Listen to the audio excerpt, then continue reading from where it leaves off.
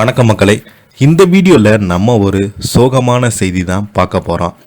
பிரபல நடிகர் மட்டுமல்லாமல் தொடர்ந்து வரிசையாக திரைப்பிரபலங்களுடைய மரண செய்தியானது நாளுக்கு நாள் வெளியாகி இருக்கிறது.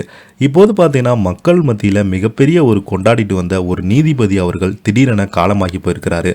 அவருடைய மறைவு செய்தி இணையதளத்தில் வெளியாகி ஒட்டுமொத்த மக்களுக்கும் அழுகுரலாக மாறியிருக்கிறது. யார் அந்த பிரபல நீதிபதி, அவர் எப்படி இறந்து போனார், அவருடைய மக்களுடைய சேவை என்னன்னு இந்த வீடியோவில் விரிவாக பார்க்கலாம். அதுக்கு முன்னாடி முதன்முறையாக நம்ம சேனலை ஃபஸ்ட் டைம் பார்க்குறீங்கன்னா சப்ஸ்கிரைப் பண்ணாதவங்களாம் சப்ஸ்கிரைப் பண்ணிக்கோங்க. பெல் பட்டன் சிம்பிள் அமைக்கி நம்ம சேனலோட நோட்டிஃபிகேஷனை எனபிள் பண்ணிக்கோங்க. நாங்கள் போடுற வீடியோ எல்லாமே உங்களுக்கு உடனுக்குடனே வந்து சேரும். வாங்க என்ன தகவல்னு இந்த வீடியோவில் விரிவாக பார்க்கலாம். பிரபல மக்களின் கருணை நீதிபதி பிராங்க் கேப்ரலா திடீரென காலமாகி போயிருக்கிறாரு. மக்களுடைய கனிவான நீதிபதி என அறியப்படும் பிராங்க் கேப்ரா இவங்க நீதிமன்ற ரியாலிட்டி நிகழ்ச்சியில் சர்வதேசம் மூலம் புகழ் பெற்றாங்க. பிராங்க் கேப்ரலா தனது 88 வயதில் காலமாகியிருக்கிறாரு. நீண்ட காலமாக கணைய புற்றுநோய் போராடி வந்த இவர் சிகிச்சை பலனளிக்காமல் இறந்து போயிருக்கிறாரு.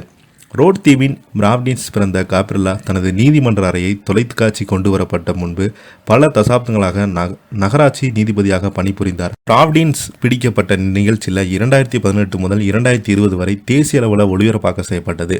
ஒரு நீதிபதி எப்போதுமே நியாயம், இரக்கம், மனித கண்ணியத்திற்கு மரியாதை உள்ளடக்கியிருக்க வேண்டும் என்று அவரது நம்பிக்கை இந்த நிகழ்ச்சியில் எடுத்துக்காட்டியிருந்தது. 2023 தனக்கு கணைய புற்றுநோய் இருப்பதை உறுதி செய்தார். தனக்கு சிகிச்சை குறித்த விஷயங்களை அவர் வெளிப்படையாக பகிர்ந்தார். அதில் நம்பிக்கையின் தருணங்கள், சவால்கள் அடங்கிய மன தைரியத்தை கொடுக்கும் வார்த்தைகள் அடங்கியிருந்தது. அவர் உயிர் பிழைப்பதற்கு சில வாரங்களுக்கு முன்பு தான் நோயின் கடினமான கட்டத்தில் இருப்பதாக தனது ஆதரவாளரிடம் தனக்காக பிரார்த்தனை செய்யும்படி கேட்டுக்கொண்டார். இது குறித்து இன்ஸ்டாவில் கருணை பணிவு மற்றும் மக்களின் நன்மை மீதான அசைக்க முடியாத நம்பிக்கை ஆகியவற்றால் அனைவராலும் நேசிக்கப்பட்ட நீதிபதி காப்ரியோ இவங்க நீதிமன்றத்தில் வெளியிலும் தனது கனிவான திறமையான பணியின் மூலம் மில்லியன் கணக்கான மக்களின் மனதை தொட்டவர். அது மட்டுமின்றி அவரது அரவணைப்பு, நகைச்சுவை, கருணை உள்ளம் அவரை அறிந்த அனைவர் மீது ஒரு அழியாத அடையாளத்தை விட்டு சென்றது.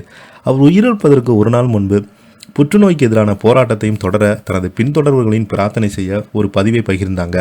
இந்த தனது கடினமான போராட்டத்தை தொடரும்போது அவருடைய அனைவரும் பிரார்த்தனைகளும் என்னை உயர்த்தும் என கூறியிருந்தாங்க. துரதிர்ஷ்டவசமாக ஒரு பின்னடைவு ஏற்பட்டுள்ளது. நான் மீண்டும் மருத்துவமனையில் இருக்கிறேன் என்று புற்றுநோய் தனக்கு மீண்டும் வந்ததை குறிப்பிட்டு அதில் பதிவிட்டிருந்தார். பிரார்த்தனைகளின் மீது நான் மிகுந்த நம்பிக்கை கொண்டவன் என பதிவிட்டிருந்தார். நீதிமன்ற அறையில் அவரது கருணை மிக்க அணுகுமுறைக்காக காப்ரியோ பெரும்பாலும் உலகின் சிறந்த நீதிபதி என்று போற்றப்பட்டார். அவரது முடிவுகள் பெரும்பாலும் அனுதாபம் மற்றும் மற்றவர்களின் மனதை புரிதல் வழிநடத்த மில்லியன் கணக்கான மக்கள் அன்பை பெற்ற என்றே சொல்லலாம். தனது வழக்கறிஞர் வாழ்க்கையை தாண்டி காப்ரியோ தனது குடும்பத்திற்காக அர்ப்பணிப்புடன் இருந்தார். அவர் ஒரு அன்பான கணவர், தந்தை, தாத்தா, கொள்ளு தாத்தாவாக வாழ்ந்தார்.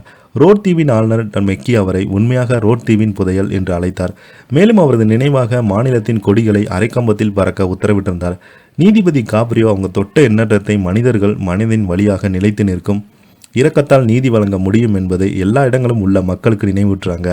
அவரது நீதிமன்றம் அவர்கள் வைரோ வீடியோக்கள் ஆன்லைனில் 1 பில்லியன் அதிகமான பார்வைகளை பெற்று என்பதும் குறிப்பிடத்தக்கது. இப்போ பார்த்தீங்கன்னா இந்த செய்தி இணையதளத்தில் வைரல் ஆகிட்டு வருது.